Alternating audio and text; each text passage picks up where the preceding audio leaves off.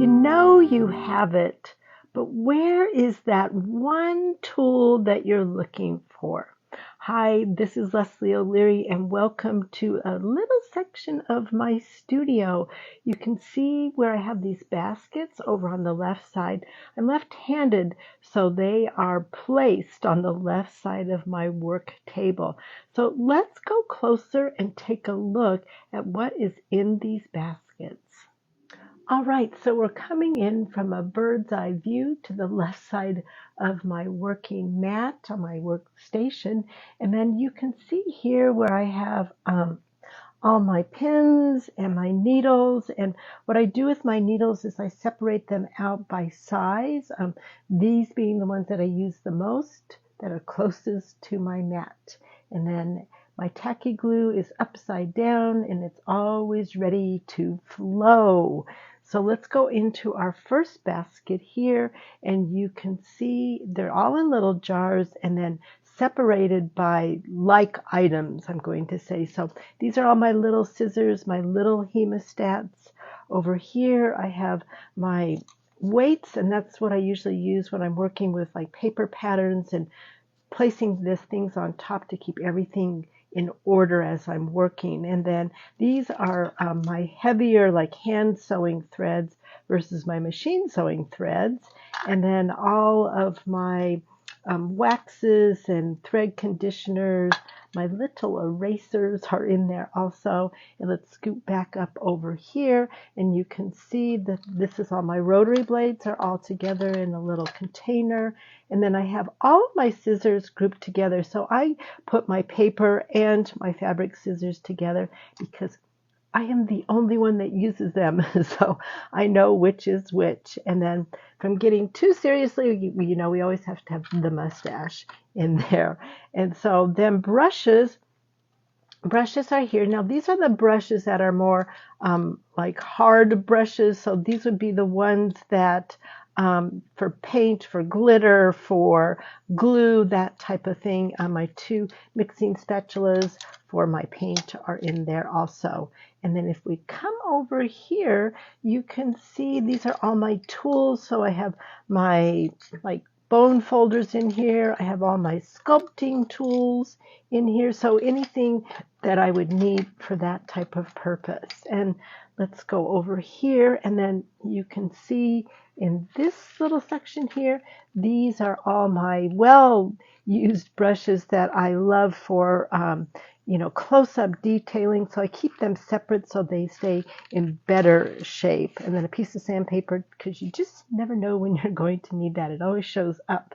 And then over here, I have like all my circles. So anything that I would, for pattern drafting, all my little circle type of things are in here. And then my compasses. Why do I have two compasses? Well, you know how that goes. You buy one and then you can't find it, so then you purchase another one. So, but now they're grouped together, so that's great. All right, let's go back over here to the back one. And these are ones that I'm going to say are more for in doll making, as rugged as it gets. This is more that type of thing. So over in here I have hole punches, and then I have anything for wires, so cutting and pliers, that type of thing. Phillips and a straight screwdriver, pliers because you just never know when you're going to need them. My box cutters, and then pipe cutter in here also. Back over here I have my watercolor brushes, anything for, and then these softer brushes too. And then these are all like kind of long, so they're in the back. And then here I have, this is actually one of my favorite places here. So anything to roll out clay is in here. Turning tools for little tiny fingers are in here. Then I also have this is great. This is, you can slip this in as you're turning something, and then you can pull out the seam. So when you're pressing, you get liner and top fabric really nice and neat. So I hope this helps you out. I'm going to actually also take you down below where I have all my ribbons and trims stashed.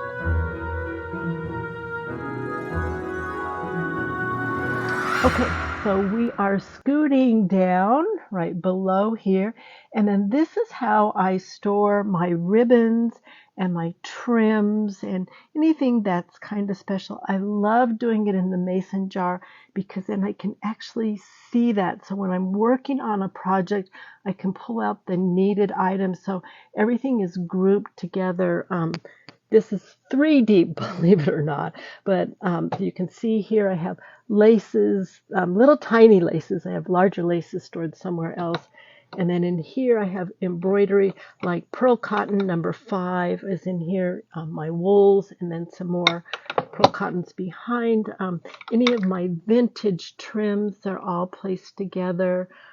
Those are like stamens and flowers that were vintage that I've taken apart, or little buds together. These are rayon, beautiful hand-dyed ribbons that I loved. This is a collection of vintage beads, so little pearls, you can see all that in there. I love this too. These are all my sequins from Australia, so they're really, really beautiful. And then if we peep in there, those are pom-poms vintage, and then cotton pom-poms from Peru. I don't know why I had to have Peruvian pom-poms, but I needed them. And then in here, these are all my metallic vintage trims that I use. And then if we go down below, you can see we have ribbons here. So more manufactured ribbons that some are vintage and some are, I'm going to say, a little bit more contemporary. They're probably 15 to 20 years old now. So is that considered vintage? And so then over here we have sequins, so contemporary sequins and vintage sequins. And then I have my collection of different velvets, so velvet ribbons in here. So I hope this helps you guys kind of see a little part of my studio. I love to be efficient and I really love creating. So having all of these in place really helps me, use my time wisely and efficiently so that I can just spend my time creating and not looking for stuff. We'll talk to you soon. Thanks again. Leslie O'Leary here.